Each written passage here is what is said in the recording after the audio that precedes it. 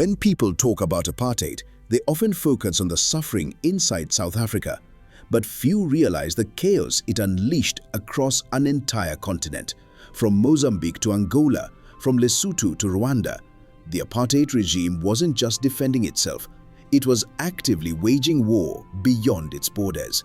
This is the untold story of how apartheid South Africa destabilized its neighbors and left scars still felt today. Welcome to Peak World. When we think about South African apartheid, our minds often go to the injustices committed against black South Africans. But today, I want to focus on the damage that apartheid South Africa inflicted on the rest of the continent. Let's start with Mozambique. The apartheid regime was deeply involved in the Mozambican civil war from 1977 to 1992. They backed the Renamo rebels led by Afonso Dhlakama against the Frelimo government.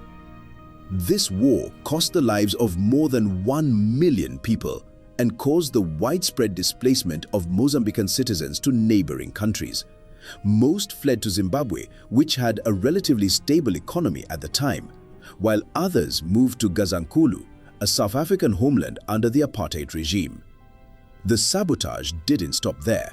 In 1981, South African commandos raided Matola in Mozambique, killing many ANC members and some innocent civilians while searching for liberation fighters.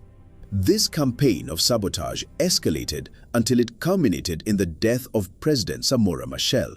Allegedly, Pretoria was involved in the plane crash that killed him. Machel was a thorn in the side of the apartheid regime, especially after he assisted the Zimbabwean liberation movement in defeating the Rhodesian government, making South Africa fear they would be next. South Africa also interfered in Angola. The apartheid government supported UNITA rebels led by Jonas Savimbi to sabotage the Angolan government. From Pretoria's perspective, Angola was an enemy because it allowed the ANC to have a base there. This led to a war between apartheid South Africa and Angola. Angola was supported by Cuba and the Soviet Union, while apartheid South Africa was backed by the USA. This conflict is famously known as the Battle of Kitwe-Kwanavale, which raged from 1987 to 1988. After being defeated in this battle, the apartheid regime withdrew, which paved the way for SWAPO to form a government in what is now Namibia, then known as Southwest Africa. If you question South Africa's support for UNITA in Angola and Renamo in Mozambique, you should examine how the two rebel groups weakened after South Africa's transition to democracy and how they subsequently changed from guerrilla movements into political parties. If you think the apartheid regime's influence stopped in Angola and Mozambique, you are mistaken. It continued to put its evil hand on one of the most controversial topics in Zimbabwe, the Gukurahundi massacre, where approximately 20,000 Ndebele people were killed. When the history of Gukurahundi is discussed, we often blame the ZANU government, and they do need to admit their wrongdoing. However, research by Professor Jocelyn Alexander of Oxford University explains that apartheid South Africa created Super ZAPU to fuel conflict between the ZANU government and the Ndebele people. Super ZAPU consisted of former ZIPRA soldiers who had left the Zimbabwe army, complaining that they could not be commanded by incompetent former ZANLA soldiers. To understand this, we need to remember that Zimbabwe had two main liberation movements, ZANU, led by Robert Mugabe, which was predominantly Shona, and ZAPU, led by Joshua Nkomo, which was predominantly Ndebele. After ZANU won the 1980 election, some ZAPU soldiers felt the election was rigged and refused to be led by ZANU commanders during the army integration process. This created serious tension, especially since both former liberation movements still had weapon caches. Apartheid South Africa took advantage of this by using spies and askaris, ANC members who had switched sides, to push a false narrative that ZAPU soldiers had 25 army caches. The apartheid government then created Super ZAPU, a group supported as a proxy to undermine Prime Minister Mugabe's new government. These Super ZAPU members would commit crimes wearing ZAPU logos to make it look like ZAPU had authorized the crimes. This caused panic in the Mugabe regime, which then asked North Korea for help in training a special force called the 5th Brigade to deal with the dissidents.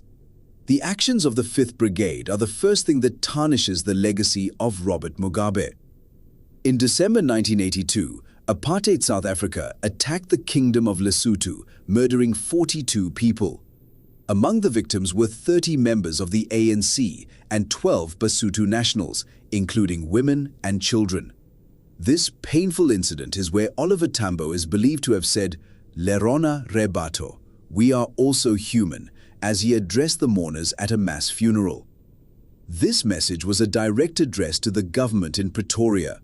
Apartheid South Africa also supported the Lesotho Liberation Army, an opposition wing opposed to Prime Minister Leabua Jonathan's government.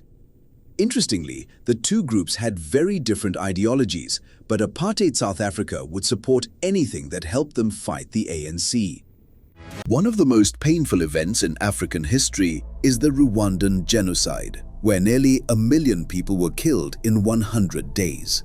To put this into perspective, in the ongoing conflict in Israel and Palestine, which has lasted for more than a year and a half, fewer than 70,000 people have died. While every death is a tragedy, the scale of the Rwandan genocide is immense. Many people have forgotten where some of the weapons came from. According to reports, they came from Apartheid South Africa. A naval officer and private secretary to President P.W. Botha, Willem Tes Ehlers, was a key figure. Like many apartheid-era security officials, Ehlers privatized his knowledge and contacts to become a lucrative arms dealer.